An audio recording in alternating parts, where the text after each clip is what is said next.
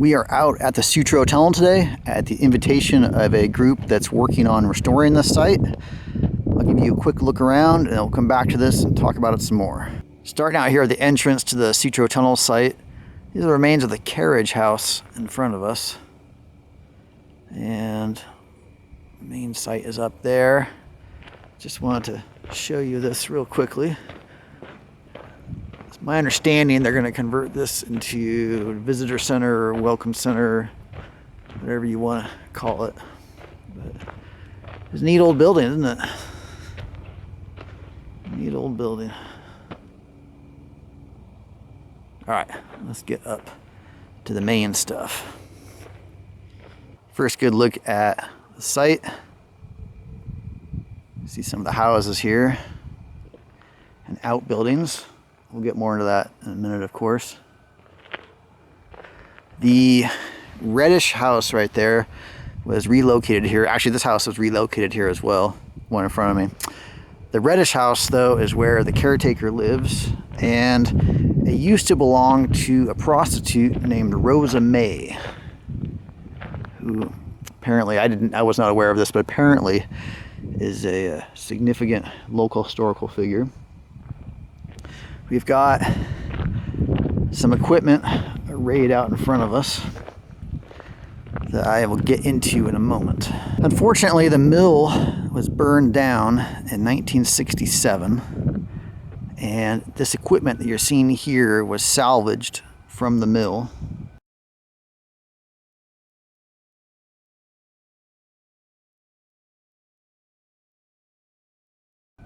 These are the remains of some Pelton wheels in front of me here. They're not in great shape, but you can see those distinctive cups.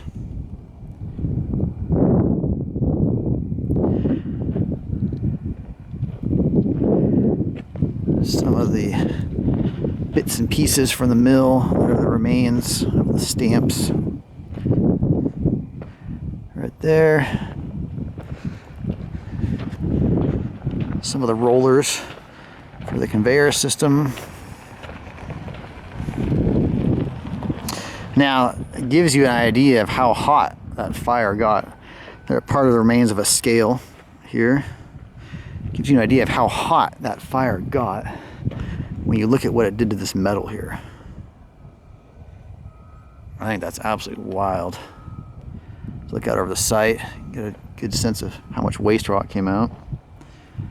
They call this spot the chicken coop, but I'm not sure of its original purpose, and apparently somebody lived in this for a while.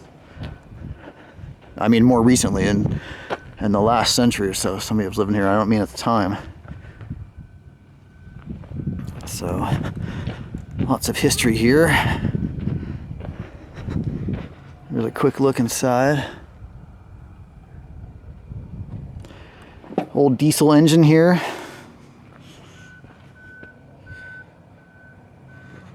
Don't see manufacturer's plate, but that's what this was. Old diesel engine. I need to stand on this side. The light's better.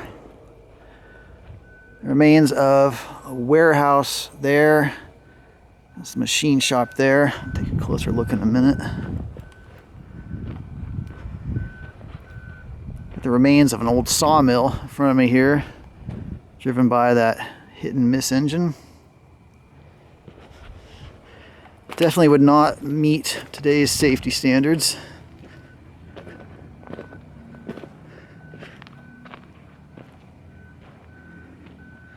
There's a look at that engine. I believe this was Union Iron Works.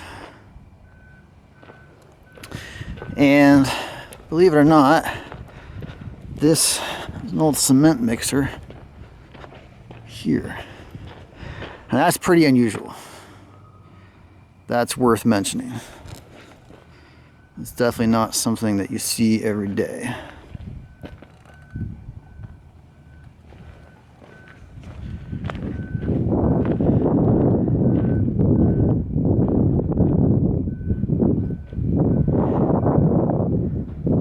Got some more cast-offs from the mine here. This rail is absolutely massive. This is railroad-sized rail. That's my hand on it. As you can see, I'm not exaggerating. That is absolutely massive. It's a good look at the mule barn here. Apparently, they just store stuff as part of the rehabilitation effort inside. It's not, hasn't been fully restored on the inside yet to what it was. That's what I'm trying to say. But I'll give you a quick peek inside. Inside the mule barn, these stalls are all original. These have not been restored, they've just been preserved, if that makes sense. In other words, they have not been replaced or upgraded. This is how they were. See some boxes of core samples here. Despite his fervent hopes, Adolph Sutro never hit any ore, any high-grade ore when they're punching through the tunnel. There was a big hope that they were going to help pay for this project by hitting some valuable ore along the way as they're running in. And they never did. Despite this area being so rich, they never hit any valuable ore. Closer view of the warehouse here. This is original. Can't remember if I mentioned that already or not, but this is original. Quick look inside. Obviously, I've done some restoration work just to keep it standing, but gives you a good sense of what it looked like. Love that old wood stove there. And then there's some old equipment tossed out here. Another view of some of the outbuildings.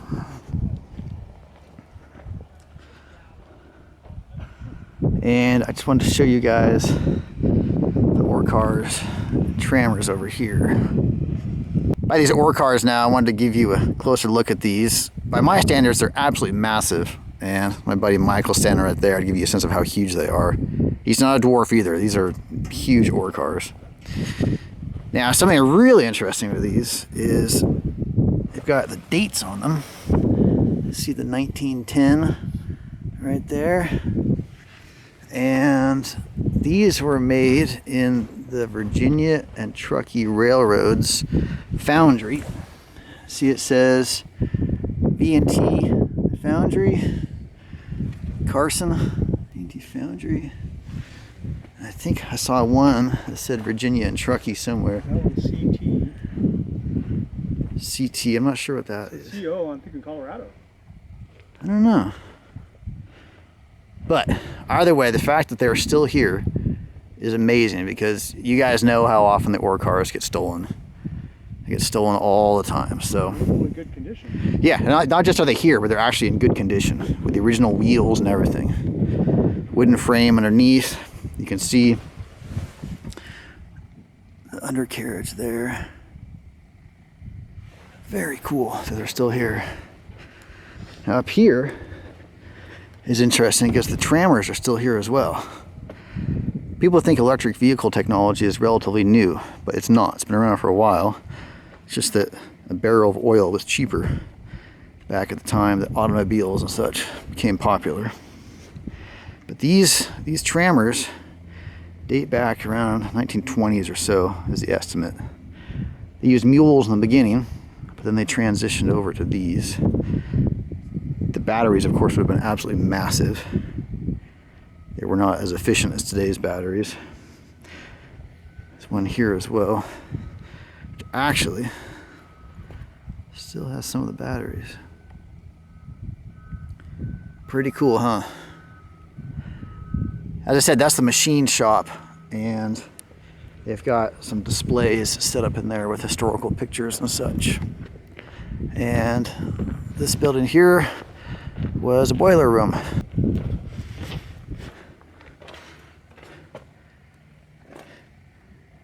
Really hard to film this one, but here's a look inside at the boiler.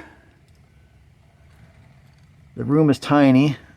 It's a contrast of sun and darkness, but this is the boiler still in place. Pretty cool, huh?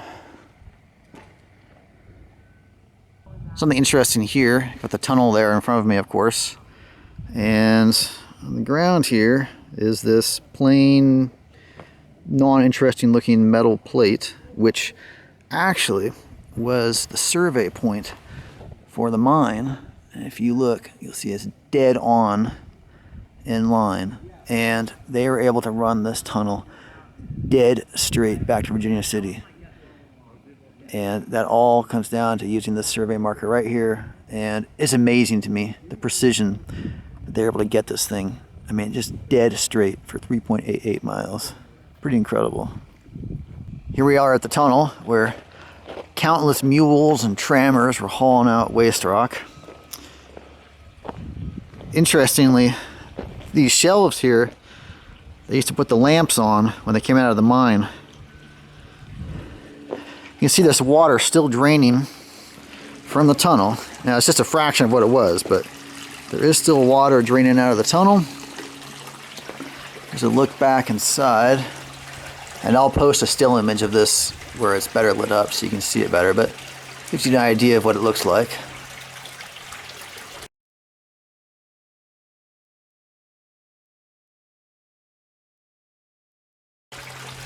I've seen a drone video from a drone that was sent back there, obviously, and past this little collapse here, the ground actually gets a lot better. And I would go in it. It's hard rock. It's flooded, but not too deep. So if I had the waders on, it wouldn't be an issue. I would go back in there. People have gone back to 2,500 feet back around 1980. So there's a dam back there. And supposedly beyond that, there are a bunch of rooms, changing rooms, equipment shops and things like that. So, and nobody's been seeing that or laid eyes on that for who knows how long, at least decades, maybe even longer. So you can imagine there's probably some amazing stuff back there to see.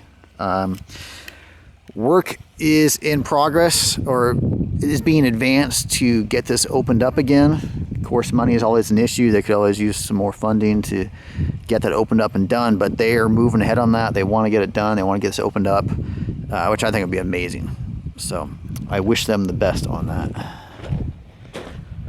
We'll head up over there next.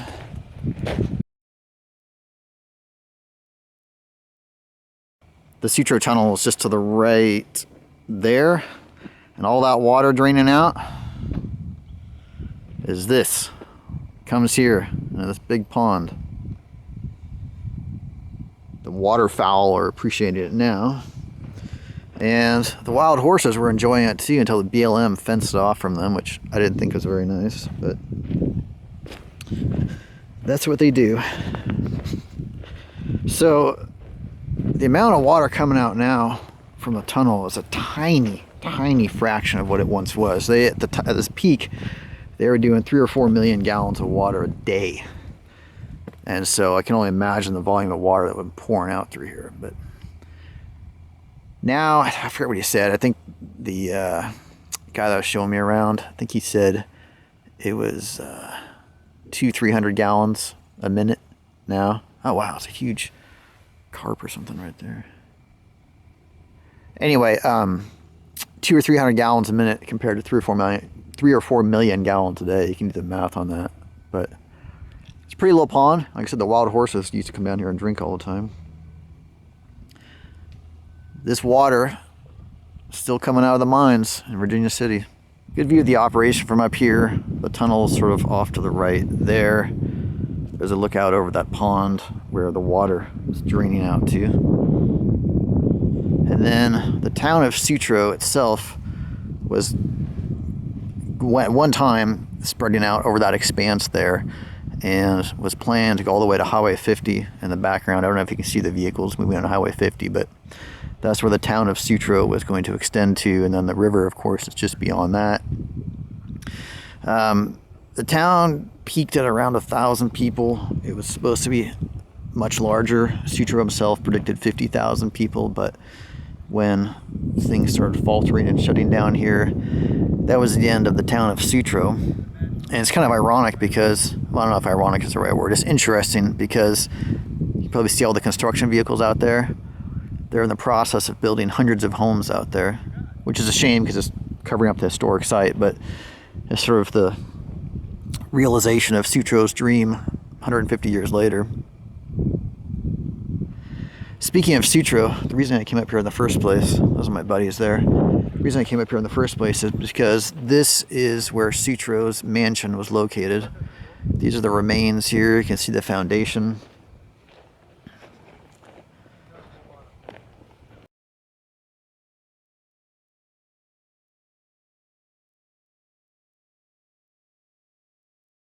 That big tank there was part of the heating system, stored hot water in there.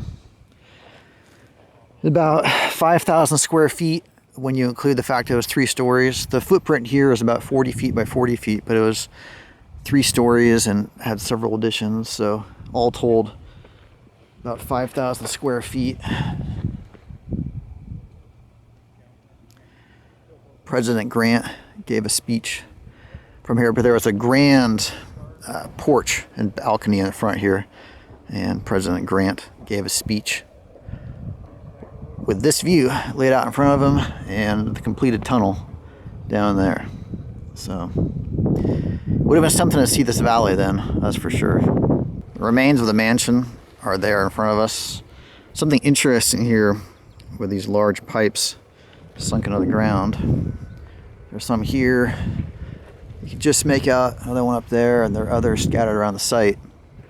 These were actually anchors for guide wires for the mansion itself, as the high winds in Nevada were starting to pull the house off its foundation. It was shifting it over. So they had to anchor it with these huge pipes. Like I said, they were attached to guy wires. So definitely gets windy in Nevada at times. So that survey point I mentioned that had the apparatus set up on it for mapping out the tunnel, down there, hopefully you can see it. Here's one of the survey markers. This is the first one they're using to stay on target. And apparently these run all the way up the mountain and over down to where they were going in Virginia City. It's crazy that's still here. It's taken some abuse.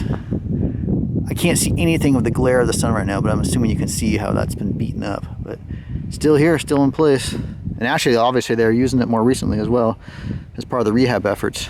There's a look out at the Sutro Tunnel site in front of me. It's a good vantage point on one of, not the, but one of the waste rock piles. All the 3.88 miles of rock that came out of this mine. The pile we're just checking out is in front of me, and the waste rock extends over to the right. And in fact, that whole flat leveled out area down there, that's also all waste rock. And you can see the discolored earth off the left, that's also waste rock. So covered a huge area, which, considering how much distance they traveled, is not surprising. In front of me here is what we think may have been the powder magazine, based on the description we received. And that fits, given how it's separated. How thick the walls are. Yeah, exactly. You can see how thick the walls are. Michael's very astute to point that out. Thick walls, offset from everything else. So we think this was the powder magazine. That's the Mule barn behind me here, or it's in front of me now that I'm facing this direction. The tunnel's over there in the distance, and just want to come out and look at some of the cast-offs on the site. Got the remains of an old derrick in front of us, which is pretty neat. See the old crank handle down there. Not much left, but I'm glad it's still here. There's all kinds of stuff scattered across the site here. All kinds of cool stuff here. Pile of bolts and rivets in front of me. I'm glad the scrappers didn't get all this stuff. I mean, it's a shame that the mill burned down, but I'm glad there's still all these remnants here. I mean, everywhere I'm looking, there's stuff. Cast off rail, you name it. Ah, Old insulator? Put the name on it. Can't be that old, but Oh. That's still pretty neat. More bolts and rivets. amazing. It is amazing.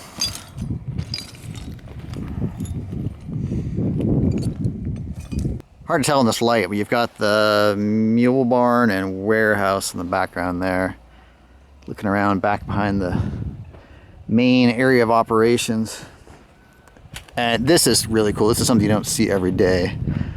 There are the remains of several wagons back here. Which, like I said, you don't see that every day. See the old wagon wheel right there. I'm assuming these were just for hauling cargo and things like that, given it essentially looks like a flatbed truck. Same with this one. Remains of another one there. You have Dayton in the background. What a contrast, huh? The old wagons and fantastic history arrayed in front of us, and then the modern world intruding behind us. You got the constant din of the excavators and dozers and graders out there encroaching on this historical site. The town of Dayton expands out here. So something I missed when I was checking out these wagons earlier is that this one still has the brake on it, which, yeah, see how that, when you pull that lever, it's pressing that, yeah. See how that wood is pressed against it? You can actually still see the brake pad on it. yeah, still got the aligner. That's amazing. So yeah, that is amazing. That brake is still intact and functioning. The light's terrible, but we've got the pond there, the tunnel, everything in the distance, and we walked out one of these fingers on the waste rock just to give you a sense of how much they took out. And you see there's this dip in front of us, this cutout section in front of us, and it just keeps running all the way almost to that hill. It just took an amazing amount of material out of here.